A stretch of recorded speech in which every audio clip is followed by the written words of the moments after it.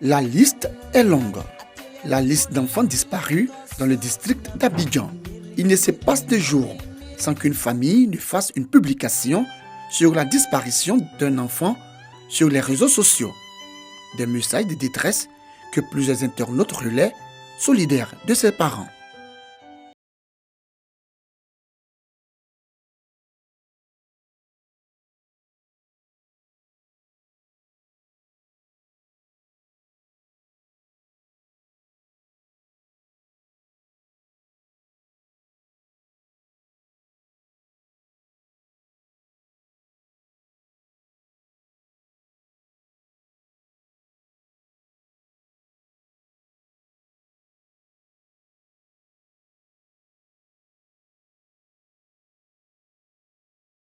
Le 20 décembre 2019, ma fille est partie à l'école. À midi, elle n'est pas rentrée. Je suis parti chez sa camarade. J'ai trouvé sa camarade, j'ai trouvé la maman de sa camarade. J'ai posé la question. Elle me dit, depuis le matin, elles étaient à l'école, mais après 10 heures, elle serait partie à la maison.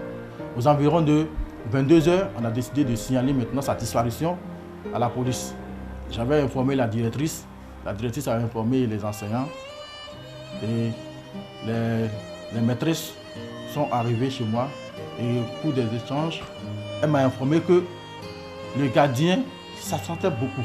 Je suis reparti encore au commissariat pour l'expliquer et ils ont donné une convocation. Je suis venu, je l'ai localisé. Matin, ils sont venus et ils l'ont arrêté. Vers 22 heures, le monsieur ressort, il me dit que c'est le gardien de l'établissement qui a pris votre fille, qu'il a avoué. Il dit qu'il a déposé ta fille chez son oncle qui est à Gesco. Après, il a dit aux agents que ma fille est partie avec son oncle au Bénin. Il faut qu'on m'aide pour que la lumière soit faite. Je vais retrouver ma fille.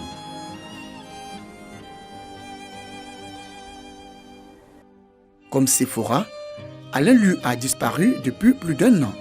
Ses parents ont remué ciel et terre pour retrouver leur fils en vain. Ses parents continuent d'espérer qu'un jour, ils retrouveront leur bout de chou. Une situation bien traumatisante. Les parents ont un sentiment de blessure dans leur foyer intérieur parce qu'ils vivent une séparation d'avec l'être cher. À imaginer dans quelles conditions se trouve l'enfant lorsque un tel problème se pose. L'entourage a un rôle à jouer en essayant de dissiper quelque peu la peur, la psychose, l'angoisse, peut contribuer à permettre aux parents concernés de garder l'équilibre, un certain sang-froid. Les parents qui sont fortement ébranlés peuvent bénéficier du soutien d'un expert psychologue. Si Sephora et Alain restent toujours introuvables, le petit Ethan Guessan, âgé de 3 ans, a eu plus de chance. Ethan, qui habite le quartier Ananéré-Sodessi dans la commune de Yopougon, a été enlevé par un client de sa mère. Après 2 jours de recherche, il a été retrouvé à Yopougon, quartier Anador. Le jeune homme lui partait. Maintenant, mon fils dit, je vais partir. Il dit, bon, l'avènement ne va pas durer. Et puis les deux sont sortis depuis 11h. De 11h jusqu'à 16h, 17h. Il dit, bon, je ne sais pas. Depuis là, le jeune homme n'envoie pas l'enfant. On a commencé à chercher. Vers 22h, son papa est venu.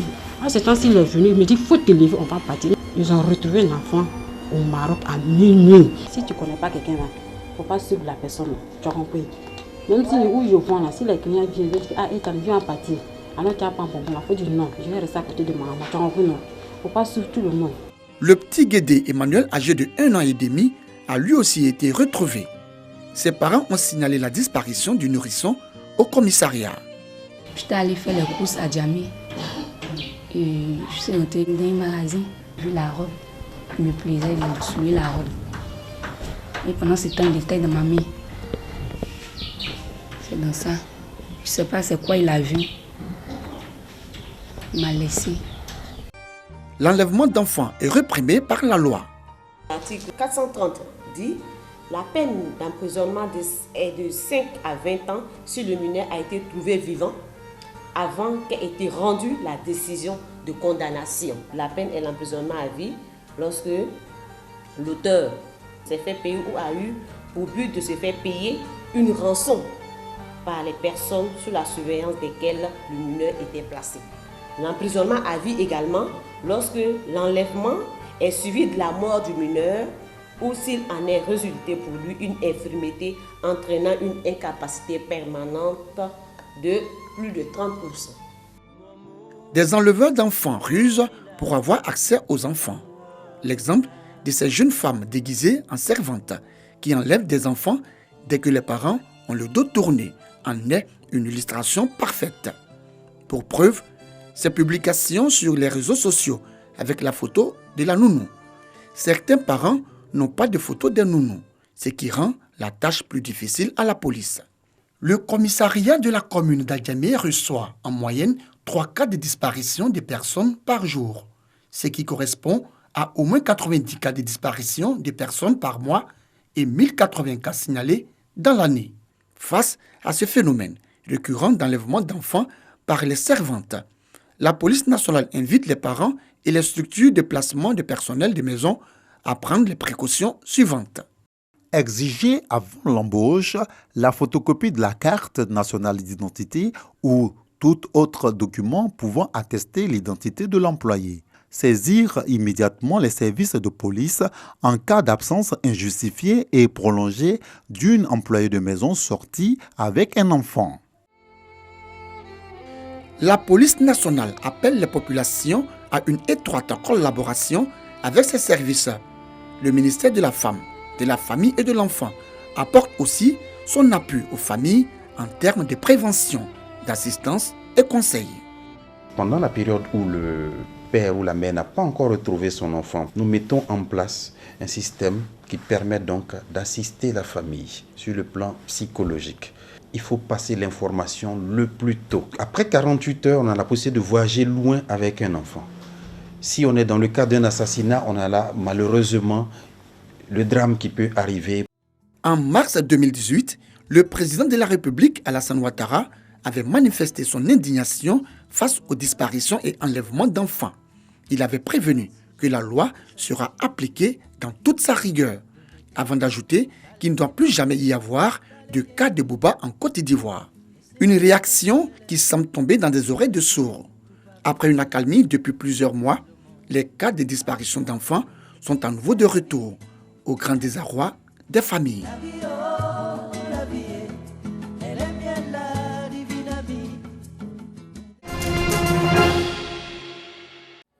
Christelle Kokora et ses enfants se rendent au Festival d'Action de Grâce organisé chaque année par l'église El Kabod de Koumassi. Un rendez-vous qu'elle ne manque pas depuis 2009. Tout ce que nous avons fait pendant l'année écoulée, nous venons rendre grâce au Seigneur. Comme Christelle, environ 1500 fidèles marquent une pause en début de cette année pour remercier Dieu. Le FAG 2020 est aussi un rendez-vous pour les tout-petits et les adolescents.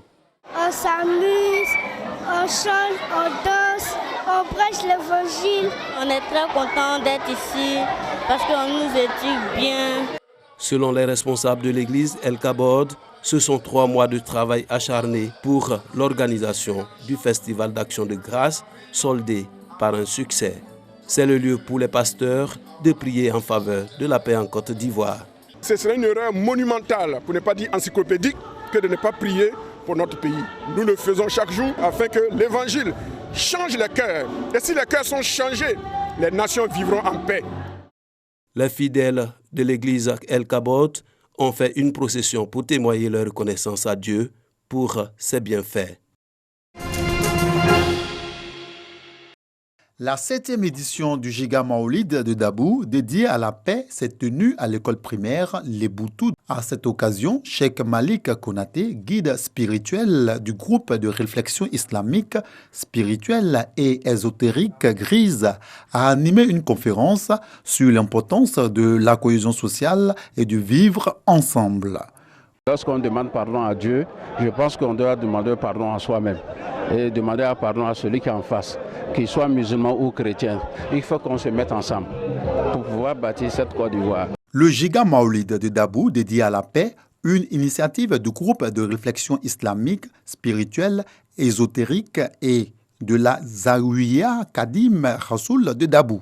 Il y a beaucoup de choses que nous avons vécues hier que nous ne voulons plus revivre. Donc nous prions Allah à travers cette cérémonie de bénédiction et de prière pour que Allah subhanahu wa ta'ala exauce nos vœux, pour qu'il mette sa main protectrice sur la Côte d'Ivoire. Cette 7e édition du Giga Maolid de Dabou, dédiée à la paix, a vu la participation de nombreux autres guides religieux et fidèles venus des différentes communes du district d'Abidjan.